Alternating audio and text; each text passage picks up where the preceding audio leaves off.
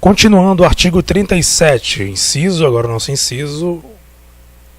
Deixa eu ver qual é o inciso aqui. Nós finalizamos aqui no inciso 16. Vamos para o inciso 17. O inciso 17 diz assim: a proibição de acumular estende-se a empregos e funções e abrange autarquias, fundações, empresas públicas, sociedade de economia mista, suas subsidiárias e sociedades controladas direta ou indiretamente pelo poder público. Então, ele não é só autarquia, ele também alcança fundações, empresas públicas, sociedade de economia mista. Só para você saber o que é fundações, por exemplo, o que é fundações empresa pública, por exemplo. A Caixa Econômica é empresa pública, a Sociedade de Economia Mista, o Banco do Brasil. Banco do Brasil. Então, esse princípio, ele alcança a proibição de acumular, ele alcança não só as autarquias e as fundações, e nem só, aliás, ele quer dizer aqui, estou me enrolando todo aqui, gente, desculpa, ele alcança todos os empregos e funções em qualquer área, tá? Seja empresa pública, ou seja, qualquer tipo de órgão ou local onde se trabalhe que o poder público administra, direta ou indiretamente, abrange essas situações aqui. Ok? Ok.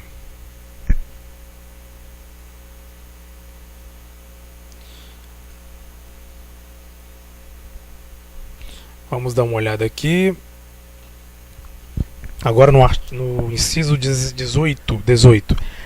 A administração fazendária e seus servidores fiscais terão dentro de suas áreas de competência e jurisdição precedência sobre os demais setores administrativos na forma da lei. Que é só mesmo para conhecimento, né? Servidores da área fazendária, fiscais terão dentro de suas áreas de competência e jurisdição precedência sobre os demais setores administrativos na forma da lei. Somente por lei específica poderá ser criada a autarquia e autorizada a instituição de empresa pública. Detalhe aqui, ó, somente por lei, tá? Não esqueça disso, somente por lei específica poderá, específica, não é qualquer lei não, é lei específica, poderá ser criada a autarquia e autorizada a instituição de empresa pública, autarquia, sociedade de economia mista, e de fundação, cabendo à lei complementar neste último caso, o último caso é fundação, definir as áreas não cair. Mas dá uma lida 2, 3 vezes. Você precisa saber o que daqui? Que qualquer tipo de órgão, tanto autarquia quanto empresa pública ou sociedade de economia mista, tem que ser criado, ou fundação, tem que ser criado de acordo com lei específica. Basta lembrar disso. Depende de autorização legislativa, em cada caso, a criação de subsidiárias das entidades mencionadas no inciso anterior, assim como a participação de qualquer delas em empresa privada. Vai depender de autorização legislativa. Depende de autorização legislativa. Ou seja, autorização lei, né, de lei da Câmara, Senado. Em cada caso, a criação de subsidiárias nas entidades mencionadas no inciso anterior, assim como a participação de qualquer delas em empresa privada. Tanto a criação como a participação de empresa privada tem que ser aí por lei legislativa, tá? Autorização legislativa. Ressalvados os casos especificados na legislação, as obras, serviços, compras e alienações serão contratados mediante processo de licitação pública que assegure a igualdade de condições a todos os concorrentes, com cláusulas que estabeleçam obrigações de pagamento, mantidas as condições efetivas da proposta nos termos da lei, o qual somente permitirá as exigências de qualificação técnica e econômica indispensáveis à garantia do cumprimento das obrigações. Licitação. O que é licitação? Gente, licitação, vamos citar um exemplo prático para você entender. Quando você quer comprar alguma coisa, ou quando uma empresa quer fazer um investimento qualquer, ele vai lá simplesmente e contrata alguém ou compra algum material e pronto. Na administração pública não é assim. A administração ela tem que fazer um processo de licitação onde ela vai convidar, dependendo do tipo de licitação, ela vai convidar determinadas empresas ou determinados profissionais, e diante desse convite ela vai escolher qual a melhor proposta, qual a proposta mais vantajosa para o poder público, para o interesse público, onde fique mais barato para a administração pública. Então é necessário fazer o processo de licitação pública. Por exemplo, vai fazer um asfalto na cidade. Para escolher a empresa que vai asfaltar, tem que fazer licitação. Compra de merenda. Para escolher o fornecedor, tem que fazer licitação. Qualquer tipo de trabalho, qualquer tipo de obra, qualquer tipo de investimento ou de compra, tem que fazer licitação. Todos? Não. Em alguns casos a lei permite, tem uma lei lá que, se não estou enganado, é a 8666, que é a lei da licitação. No caso, o edital de vocês não pede, né? Vamos olhar aqui só para por desencargo. Mas eu creio que não pede, não. Ele não pede licitação, né? Não pede, não. Então, já que ele não pede, não vamos aprofundar muito. Vamos ficar só mesmo aqui nesse artigo aqui, né? Porque em determinadas situações não é obrigatório fazer licitação, né? Valores baixos, valores que não tem um limite de valor de acordo com a lei. Mas aqui não é o caso, só está falando, só tem que saber que qualquer tipo de contratação ou alienação ou compra ou obras tem que passar pelo processo de licitação. Isso você tem que lembrar, tá? Não só para vai cair lá falando alguma coisa, o órgão, a prefeitura, o estado, enfim, algum órgão vai fazer algum tipo de compra, de contratação, e aí ele vai querer saber com você se você conhece, sabe ou não, que é necessário licitação. Então é necessário licitação para poder aí concorrer, para poder aí ser, para poder ter participação nos órgãos, né? No caso, na concorrência aqui, né? Onde todos tenham condições de igualdade. Estou pensando seriamente se eu vou falar ou não sobre licitação, mas eu creio que não é possível. Eles não estão pedindo licitação na tua prova, então eu acho que ele não vai pedir profundamente. Enfim, tem que saber só que tem que ser licitação, né? Vamos lá. Inciso 22. As administrações tributárias da União, dos Estados, do Distrito Federal e dos municípios, atividades essenciais de funcionamento do Estado, exercidas por servidores de carreiras específica, terão recursos prioritários para a realização de suas atividades e atuarão de forma integrada, inclusive com compartilhamento de cadastro e informações fiscais na forma da lei ou convênio. Destaca aqui, né, que qualquer esfera, tá? União, Estado, Distrito Federal, municípios, né, tem atividade essencial de funcionamento, existe por servidor de carreiras específicas, terão recursos prioritários. Quer dizer, vai dar prioridade para as administrações tributárias. Então, assim, se precisar de recurso, quem vai ter prioridade? As administrações tributárias, certo? Vamos lá. Parágrafo 1º. A publicidade de atos, programas, obras, serviços e campanhas dos órgãos públicos deverá ter caráter educativo, informativo ou de orientação social, dela não podendo constar nomes, símbolos ou imagens que caracterizem promoção pessoal de autoridades e servidores públicos. Aqui pode cair na tua prova. Isso cai de vez em quando nas provas da CESP, por exemplo, que eu faço, de vez em quando cai alguma coisa sobre isso. Esse aqui é o princípio da publicidade. Aliás, da pessoalidade, perdão. Lembra que a gente falou lá sobre os princípios? O LIMP, né, que é no caso, LIMP significa legalidade, a impessoalidade, a moralidade, a publicidade e a eficiência. Agora deu um branco aqui, né, gente? Então, esse LIMP aqui faz parte do que? Da impessoalidade, tá? Porque está dizendo que não pode, tem que ter caráter. O caráter é educativo, informativo ou de orientação. Não pode constar nomes, símbolos, imagens, ou seja, não pode promover pessoalmente. Digamos, o prefeito da cidade faz uma propaganda, ele não pode colocar lá o nome dele, ele não pode colocar o símbolo dele, não, tem que ser algo voltado para uma informação, então é algo impessoal. Ele só vai publicar aquilo que está sendo feito, mas não colocando símbolos referentes a ele, nem citando o nome dele mesmo. Isso aqui é interessante, pode cair na sua prova. A não observância do disposto nos incisos 2 e 3 implicará a nulidade do ato e a punição das autoridades responsáveis nos termos da lei. Qual é o inciso 2 e 3? Vamos ver lá, né?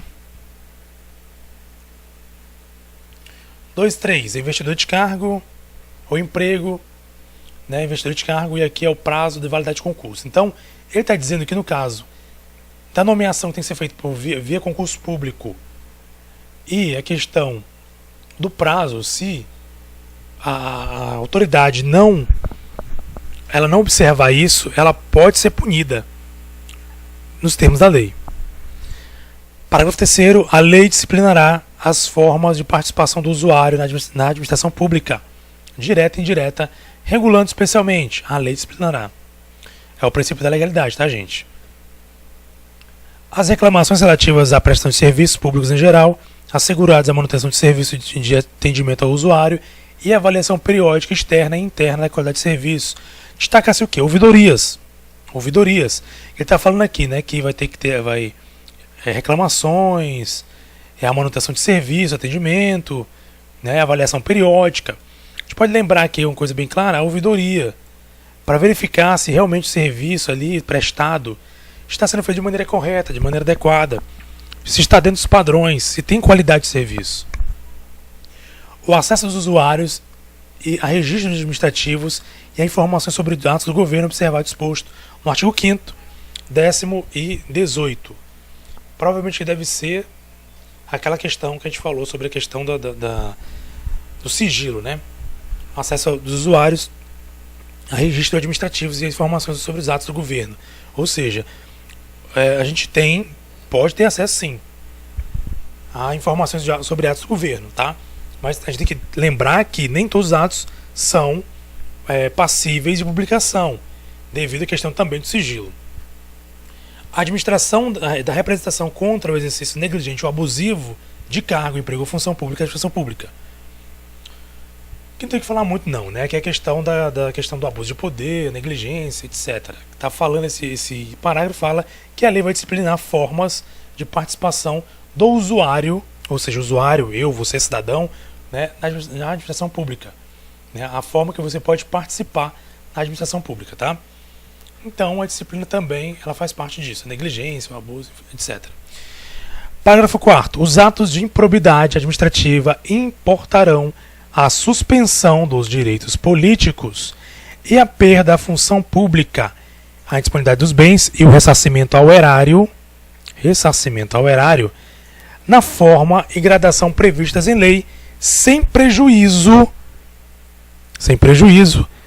à ação penal cabível. O que significa isso? Improbidade. Você cometeu improbidade, o administrador público cometeu improbidade administrativa. Ele pode ter o direito de suspenso político dele, pode ser suspenso por 8 anos, por exemplo, quando ele é em situação de fraude, enfim, que é julgado lá e é suspenso os direitos dele, por 8 anos. Ele pode perder a função pública dele, se ele tiver a função pública, a indisponibilidade dos bens, ou seja, pode ser bloqueado os bens dele, ou pode ser, no caso, bloqueado, né? Disponibilidade, bloqueado. Então, se for o caso, ele vai ter que fazer depois o ressarcimento ao erário, no caso é a devolução do valor relativo à fraude ou ao envolvimento ilícito dele, na forma e gradação previstas em lei, sem prejuízo à ação penal cabível. Quer dizer, ele pode sofrer todas essas situações, suspensão de direitos políticos, perda de função, disponibilidade dos bens, ressarcimento ao erário, e ainda ser condenado penalmente. Cometeu um crime, pode ser preso também. Então uma coisa não atrapalha a outra de acontecer. Ok? A lei estabelecerá os prazos da prescrição para ilícitos praticados por qualquer agente, servidor ou não, que causem prejuízo ao erário, ressalvadas as respectivas ações de ressarcimento. Isso aqui é interessante, sabe por quê? Essa questão aqui, qualquer agente, servidor ou não, que causem prejuízo ao erário.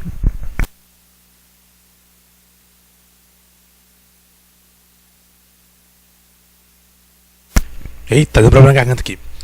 É o seguinte, porque se você causa um prejuízo ao erário Mesmo não sendo agente, o que é o agente público? O agente público é aquele que está exercendo a função pública. Você, quando for policial militar, você vai estar exercendo ali, você vai estar nomeado para... Você é um agente público, você é um agente que está ali representando o Estado. Então é o seguinte, se você, de alguma forma, causar prejuízo ao erário, a lei ela vai disciplinar os prazos de prescrição para ilícitos. Tá? Mas não é só para agente não, também para servidor ou não. Pode ser o agente, que pode ser o político, o agente, enfim. Pode ser o servidor ou não. Ou não, por que ou não? Se de repente você é uma pessoa que não é servidora ou não é agente público e de repente você causa um prejuízo ao erário público, você também está enquadrado nessa lei que a gente está falando aqui, que a lei vai estabelecer os prazos de prescrição, tá? Lembrando que prescrição é o prazo em que, assim, a grosso modo, que eu não sou jurista, não sou advogado, não sou porcaria nenhuma, então eu não sei dizer para você a palavra corretamente como deve ser dita. Mas a grosso modo, a prescrição é um prazo que se tem para você ser processado e julgado por determinado crime. Então a lei vai estabelecer isso. Ou seja, venceu o prazo, você não responde mais por aquilo. As pessoas jurídicas de direito público e as de direito privado, prestadores de serviço público, responderão pelos danos que seus agentes, nessa qualidade, causarem a terceiros, assegurado o direito de regresso contra o responsável no caso do dolo culpa. Resumindo, pessoa jurídica, pode ser direito público ou direito privado, desde que esse direito privado esteja prestando serviço público, eles vão responder pelos danos de seus agentes. Ou seja, você, a pessoa está trabalhando lá para uma pessoa jurídica de direito público. Por exemplo, a Caixa Econômica. A Caixa Econômica é uma pessoa jurídica de direito público. E aí o agente está trabalhando lá em nome da Caixa. E ele comete um ilícito. Aliás, ele causa um dano a terceiros, a outra pessoa. Então a Caixa, nesse exemplo, a Caixa ela vai responder pelo dano que seu agente cometeu. Assim como qualquer outra empresa que ela esteja prestando serviço público, ela vai responder pelo dano que seu agente cometeu. E ela tem o direito de regressar essa responsabilidade para cima do responsável no caso de dolo ou culpa. Ou seja, o agente cometeu erro, ele fez a bobagem, a empresa respondeu por essa bobagem. A empresa pode responsabilizar, ou seja, olha, o prejuízo não vai ser meu, você vai se virar e vai responder por isso. Então o agente que cometeu aquele dano, ele pode responder, a empresa pode direcionar para ele a responsabilidade de responder por isso. É isso que ele quer dizer. Que é, primeiramente, a primeira situação, regra geral, digamos assim, a primeira coisa, responsável é a empresa que está prestando serviço, ou é direito público ou presta serviço público. Tá? Ela vai ser responsabilizada. E a empresa pode direcionar a responsabilidade para o agente que cometeu, tanto no caso de dolo ou culpa. Vale você também decorar isso. Decorar não, você aprender e memorizar isso. Dolo ou culpa, porque a tua prova pode cair lá, né? As pessoas jurídicas, tal, responderam por seus agentes na qualidade, causaram a terceiros, assegurado o direito de regresso contra o responsável nos casos de dolo, por exemplo. O que é dolo? Dolo é quando você faz uma coisa propositalmente, com a intenção de realmente causar um dano ou causar um prejuízo. Ou culpa é culposo, você não teve a intenção, mas cometeu um erro. Então, por exemplo, a prova pode omitir, colocar somente dolo ou somente culpa. Então você tem que tomar muito cuidado, tá? Ver os detalhes, dolo ou culpa. Nos dois casos, a empresa ela pode responsabilizar o agente que cometeu o dano. A lei disporá sobre os requisitos, as restrições ao ocupante de cargo ou emprego de administração direta e indireta que possibilite o acesso a informações privilegiadas.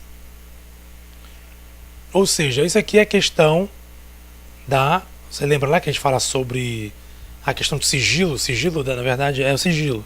Então, se o agente vai lá e passa informação privilegiada para terceiros, ele vai responder.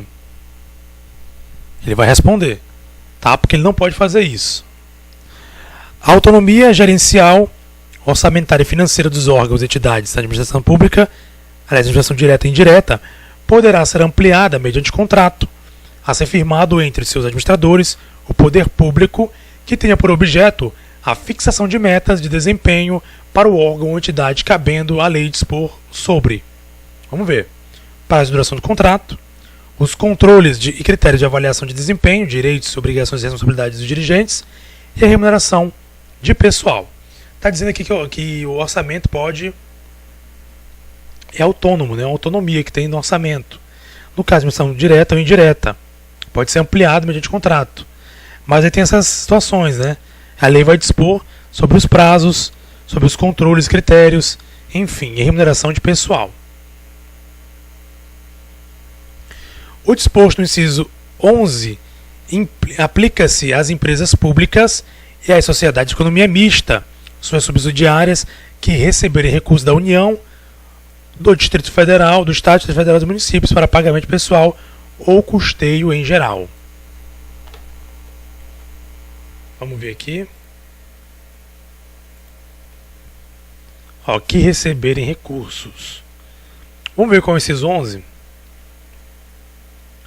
Inciso 11... é isso aqui, ó, a questão do subsídio. Então, lembra o seguinte, a gente falou sobre subsídio, né, questão de prefeito, tudo. Tem os limites, né, de recebimento.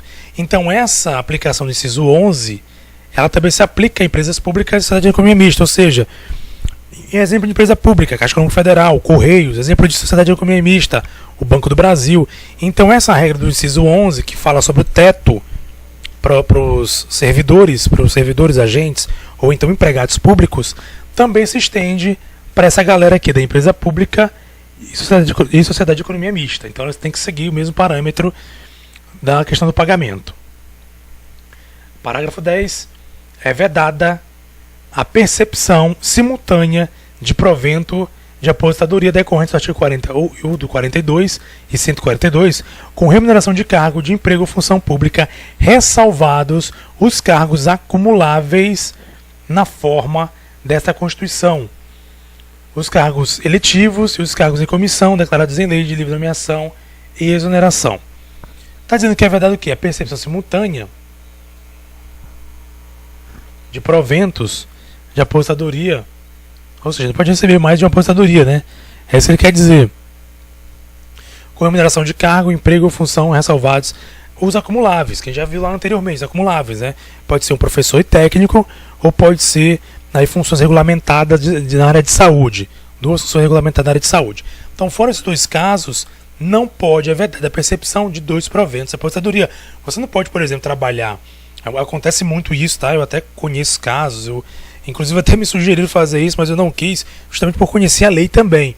Né? A gente acumula, por exemplo, cargo em escola pública estadual e uma na municipal. Só que na situação de agente portaria, por exemplo, administrativo. Então, mesmo que você consiga trabalhar nesses dois cargos e ninguém descubra, você acaba, quando você aposentar, você só vai aposentar por um. Você não pode receber simultaneamente os dois, exceto naqueles casos previstos que nós vimos anteriormente. Não serão computados para efeito dos limites remuneratórios do que trata o artigo, o inciso 11, que é o que a gente acabou de falar, do caput deste artigo, as parcelas de caráter indenizatório. Ou seja, essa aqui é bom você fixar, tá? Porque na prova que eu fiz, por exemplo, eu repito, a CESP é um pouquinho mais complexa do que a FADESP. Com certeza muito mais complexa. Um pouquinho não, muito mais complexa.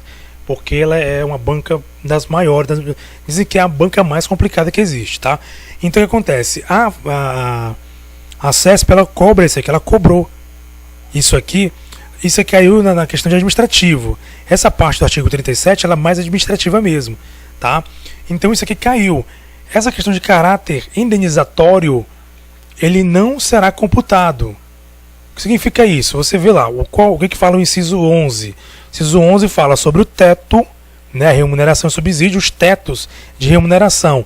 No caso, para quem trabalha no município, o teto aqui é do prefeito. Para quem no estado é o subsídio mensal do governador. Enfim, os demais vai falar cada um aqui, deputados, tal, subsídio é desembargadores, né? É limitado, tal. Então, ele está dizendo aqui, na verdade, que essa questão do teto não é computado, não serão computadas as parcelas de caráter indenizatório, ou seja, você recebeu uma indenização, você recebe uma indenização e a sua remuneração junto à indenização acaba superando o teto, não é contabilizado, então não é computado, tá? Não é computado como excedente, ok? Então nesse caso, muita atenção, você não vai extrapolar o teto a que se refere o inciso 11, tá bom? O que você tem que lembrar? Lembra dessa palavra, caráter indenizatório. Só para provocar aí lá, a parcelas, a remuneração, não ultrapassa o subsídio, inclui as parcelas de caráter indenizatório. Não inclui. Está fora as parcelas de caráter indenizatório. Não estão incluídas as parcelas de caráter indenizatório, tá bom? Previstas em lei. Lembre disso. A regra geral é aquele inciso 11. Você não pode ultrapassar o teto, mas quando se junta a remuneração e parcela de caráter indenizatório, ou seja, indenização, não computa para efeitos remuneratórios, tá bom? Não esquece, leia isso 4, 5, 6 vezes, porque isso tem grande chance de cair na tua prova. Porque você leu o inciso 11 todinho, bacana lá. Você entendeu que o teto não pode ultrapassar, mas cai uma dessa aqui, desse parágrafo, falando que a remuneração indenizatória inclui, e você já dança por causa disso. Então, muita atenção. Eu até sugiro que você anote esse parágrafo lá abaixo lá no inciso 11 para você lembrar. Ou coloca lá, parcela de caráter indenizatório, coloca lá embaixo lá, não é computado. Coloca lá embaixo para você lembrar, para você não esquecer. Para fins do disposto do inciso 11 do caput deste artigo, o inciso 11 de novo, mais uma vez, fica facultado aos Estados, Distrito Federal, fixar em seu âmbito, mediante emenda às respectivas Constituições e lei orgânica, como limite único o subsídio mensal de desembargadores do respectivo Tribunal de Justiça, limitado 90 inteiros e 0,5% de subsídio mensal dos ministros, tribunal não se aplicando, disposto, tal. O que ele está dizendo aqui é que eles podem ser fixados em lei, tá? Em seu âmbito, claro, né? Um na Constituição, o outro na lei orgânica, no caso do município, a lei orgânica não tem Constituição, tá? Então pode limitar, né? Pode criar um limite único em que o subsídio mensal, fixando sobre o subsídio mensal do desembargador do Tribunal de Justiça, tá? Do Estado, no caso. Tá bom? Observação que fica facultado, tá? Na tua prova o cara vai colocar lá. É obrigatório os Estados, Distrito Federal fixar em seu âmbito, mediante emenda, tal. Não, obrigatório não. É facultado.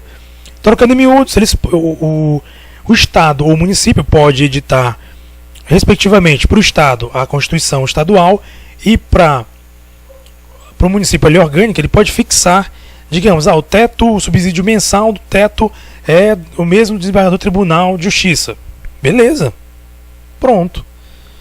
E não seguir aquela regra geral que diz que o subsídio do município é do prefeito, o subsídio do Estado, do governador, enfim. Vamos finalizar por aqui, né? Porque depois a gente vai falar nas próximas, vamos falar um pouquinho sobre o artigo 38, 39 e seguir em frente em Constitucional. Gente, mais uma vez, qualquer dúvida, mande um zap, mande um alô, mande um e-mail, entre em contato conosco.